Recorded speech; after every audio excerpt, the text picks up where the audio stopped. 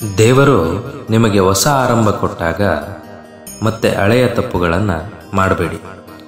ಸತ್ಯ ಮತ್ತು ಸುಳ್ಳಿನ ನಡುವಿನ ವ್ಯತ್ಯಾಸ ಏನು ಗೊತ್ತಾ? ನೀವು ಹೇಳಿದ ಸುಳ್ಳನ್ನು ನೀವೇ ರಕ್ಷಿಸಿಕೊಳ್ಳಬೇಕು, ಆದರೆ ಸತ್ಯ ನಿಮ್ಮನ್ನು ಶಾಶ್ವತವಾಗಿ ರಕ್ಷಿಸುತ್ತದೆ. ಆದುದೆಲ್ಲ ಒಳ್ಳೆಯದಕ್ಕೆ ಆಗಿದೆ, ಆಗುವುದೆಲ್ಲ ಒಳ್ಳೆಯದೇ ಆಗುತ್ತಿದೆ, ಆಗಲಿರುವುದು ಅದು ಒಳ್ಳೆಯದೇ ಆಗಲಿದೆ. ರೋಧಿಸಲು ನೀನೇನು ಕಳೆದುಕೊಂಡಿರುವೆ? ಕಳೆದುಕೊಳ್ಳಲು ನೀನು ತಂದಿರುವುದಾದರೂ ಏನು? ನಾಶವಾಗಲು ನೀನು ಮಾಡಿರುವುದಾದರೂ ಏನು? ನೀನೇನೇ ಪಡೆದಿದ್ದರೂ ಅದನ್ನು ಇಲ್ಲಿಂದಲೇ ಪಡೆದಿರುವೆ, ನೀನೇನೇ ನೀಡಿದ್ದರೂ ಅದು ಇಲ್ಲಿಗೇ ನೀಡಿರುವೆ. ನಿನ್ನೆ ಬೇರೆ ಯಾರದ್ದೋ ಆಗಿದ್ದುದು ಇಂದು ನಿನ್ನದಾಗಿದೆ, ಮತ್ತೆ ನಾಳೆ ಇನ್ಯಾರದ್ದೋ ಆಗಲಿದೆ.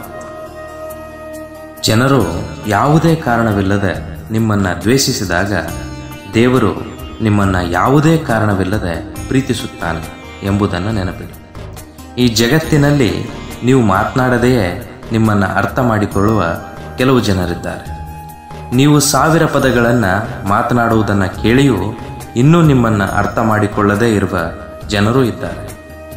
ನೀವು ಎಷ್ಟೇ ಜಾಗೃತೆಯಿಂದ ಮಾತನಾಡಿ, ಆದರೆ ಕೇಳುವವರು ಅದನ್ನು ತಮ್ಮ ಮನಸ್ಸಿನ ವಿಚಾರ ಮತ್ತು ಯೋಗ್ಯತೆಗೆ ಅನುಗುಣವಾಗಿಯೇ ಅರ್ಥ ಮಾಡಿಕೊಳ್ಳುತ್ತಾರೆ. ಜನರು ಕೋಪಗೊಂಡಾಗ ಅವರ ಮಾತುಗಳನ್ನು ಗಮನವಿಟ್ಟು ಕೇಳಿ, ಏಕೆಂದರೆ ಆ ಸಮಯದಲ್ಲೇ ನಿಜವಾದ ಸತ್ಯ ಹೊರಬರುತ್ತದೆ. ಮಾತುಗಳನ್ನು ತೋಟಗಳಾಗಿ ನೆಡಬಹುದು ಅಥವಾ ಇಡೀ ಕಾಡನ್ನು ಸುಡಬಹುದು ಎಂಬುದನ್ನು ನೆನಪಿಡು. ತಮ್ಮ ಬಗ್ಗೆ ಸಂತೋಷವಿಲ್ಲದ ಜನರು ಇತರರಿಗೆ ಕೆಟ್ಟವರು. ಯಾರನ್ನೂ ಅತಿಯಾಗಿ ತಿದ್ದಲು ಹೋಗಬೇಡಿ, ಏಕೆಂದರೆ ಹಾಳೆಯಲ್ಲಿ ಅಕ್ಷರ ತಿದ್ದಿದಷ್ಟು ಹಾಳೆ ಹರಿದು ಹೋಗ್ತದೆ. ನಮ್ಮನ್ನು ಆಹ್ವಾನಿಸಿದ ಪ್ರತಿಯೊಂದು ವಾದಕ್ಕೂ ನಾವು ಹಾಜರಾಗಬೇಕಾಗಿದೆ. ಬದಲಾಯಿಸಬಹುದಾದದ್ದನ್ನು ಬದಲಾಯಿಸಿ, ಬದಲಾಯಿಸಲು ಸಾಧ್ಯವಾಗದಿದ್ದದ್ದನ್ನು ಸ್ವೀಕರಿಸಿ ಮತ್ತು ಸ್ವೀಕರಿಸಲು ಅರ್ಹವಲ್ಲದ ವಿಷಯಗಳನ್ನು ಬಿಟ್ಟುಬಿಡಿ.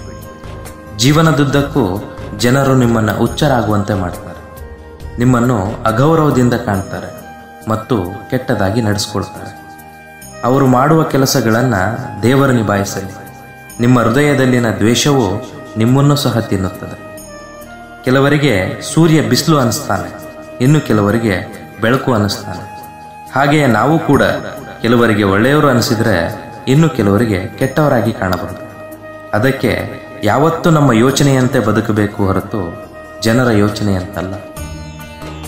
ಜನರು ನಿಮ್ಮನ್ನು ಇಷ್ಟಪಡ್ತಾರೆ ಎಂಬುದು ಆತ್ಮವಿಶ್ವಾಸ. ಬದಲಿಗೆ ಅವರು ಇಷ್ಟಪಡದಿದ್ದರೂ ನಾನು ಚೆನ್ನಾಗಿರ್ತೇನೆ ಎಂಬುದು ಕೂಡ ಆತ್ಮವಿಶ್ವಾಸ. ಯಾವಾಗಲೂ ನಿಮ್ಮ ಹೃದಯವನ್ನು ಆಲಿಸಿ ನಿರ್ಧಾರಗಳನ್ನು ತೆಗೆದುಕೊಳ್ಳಿ. ಬೇರೆಯವರ ಮಾತುಗಳಿಂದ ಗೊಂದಲಕ್ಕೆ ಒಳಗಾಗಬೇಡಿ. ನಿಮ್ಮ ಹೃದಯದ ಧ್ವನಿಯು ಭಗವಂತನ ಧ್ವನಿಯೇ ಆಗಿರುತ್ತದೆ.